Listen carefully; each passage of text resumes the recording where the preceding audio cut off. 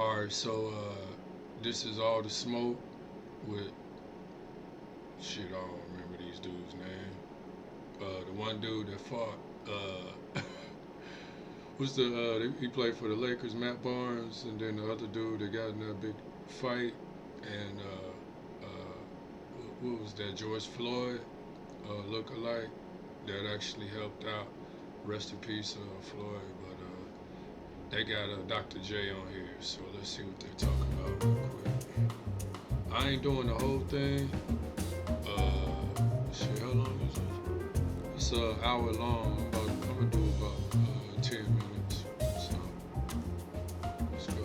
That man right there is fly, ain't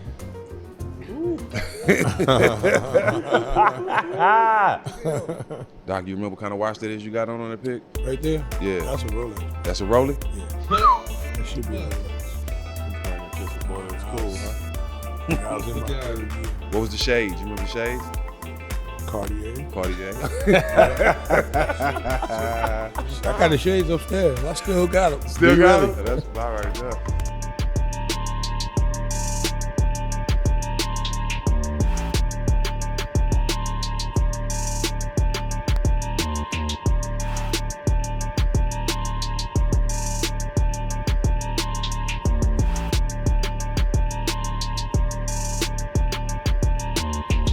Welcome back, All the Smoke, LA All-Star 2026. Bro, I really like your outfit today, bro. Thanks, I'm a bro. fan of that. Appreciate I like you, it. bro. Appreciate you. We got some sponsors in the building today that made this happen. This episode is presented to you by Moneyline. We haven't heard that in a while. Man, they're back, huh? Welcome back, Moneyline. Welcome back to the family. Download the app at moneyline.com to learn more. Moneyline, make money easy. And obviously, shout out our favorite, one of our favorite sponsors, DraftKings in the building. Made it out here. Good to see everybody. Shout out to the family. Jack, we've been working on this one for a minute. Or at least I have. I've been on him constantly. Every time I see him, we'll talk, and then, come on, Doc, one day you got to just come sit down with us. And he's finally here, man. 4-time MVP, 2-time ABA champ, 1-time NBA champ. You know, we grew up idolizing MJ. MJ grew up idolizing this man. Welcome to the show, Dr. J. Thank you. Give it up. Thank you.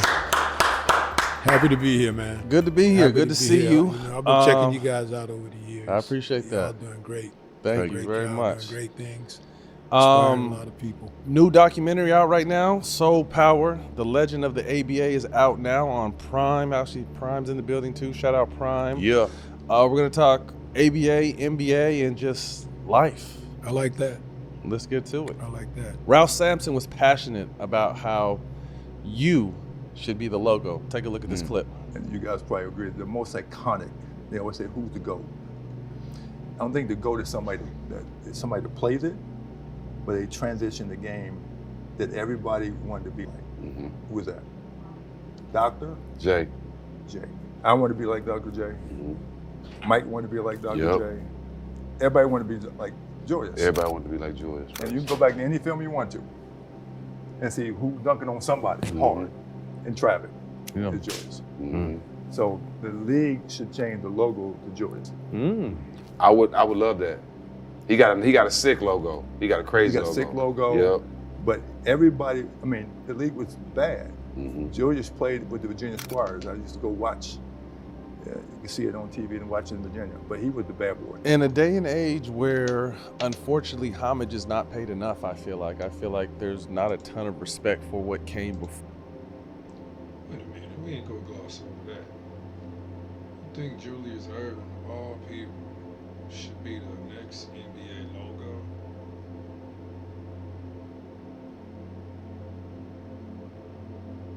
Seriously.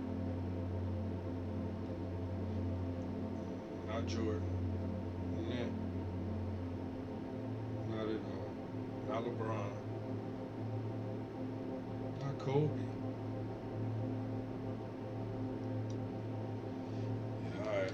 For these days, but when you hear something like that from a peer, what does that mean to you? Well, I think it's a great compliment. I think it's kind of unfortunate that every time you try to get somebody to rise to another level, to be recognized, somebody got to go. Mm-hmm. So, you know, this would involve Jerry West not being there anymore. Right. That's probably the only complicated thing about that. Otherwise, you know, you have two guys up there. Maybe you can have two logos or what have you. I mean, I would be for it because, you know, I'm well into my 70s and, you know, we're losing guys every year en masse. And, you know, the respect aspect of it, though, the NBA has recognized me and, you know, I'm the slam dunk champions logo. Yeah. Or, Yo, this nigga so monotone. It's driving me crazy. I'm over here trying to stay awake. Man, I need a beer. I ain't drank in a long time, man. Dr. J's voice made me want to drink. That's it. Let's go, man. person of record. And there's probably some other smaller things along the way. So this logo thing, I think it was generous of Ralph. Very thoughtful.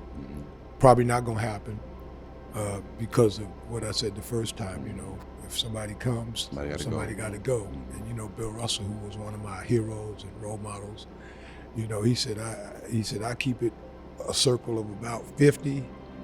And if I add somebody got to go. Yeah. You know, so he stated that way back when, and it really applies to now. You were once considered the face of the league, and I feel like this league is in a transition of the LeBrons and KDs and stuff kind of moving on, and the younger generation coming through. Do you think that is important to have a face, or are you comfortable with a handful of guys kind of leading the charge? I think when I was the face, as you say, I wasn't really thinking about that or playing to that. You know, I was doing the best of being myself. Period. You know, being the person that my mom raised, and I was representing my community, representing my family. So the league and being the face of the league was very secondary. You know, I didn't think about that. You know, I wasn't trying to act. So when you fast forward and you come to now, you know, I think a group of players is the way to go. The fact that we have, you know, majority of our best 25 players coming from places around the world. Yeah. You know, I don't think you should identify one and say, well, this guy is the face of the league. He's carrying it. Right. Because there's no one guy carrying it. Yeah. Yeah. Not these days. But back in his day,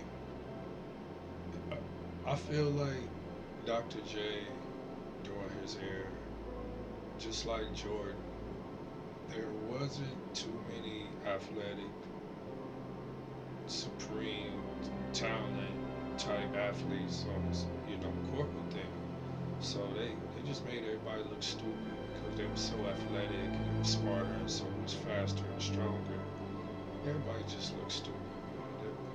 I mean, I think most of they said that a lot of those guys, you know, still in the 70s and 80s had other jobs, regular jobs, being postal worker in the NBA.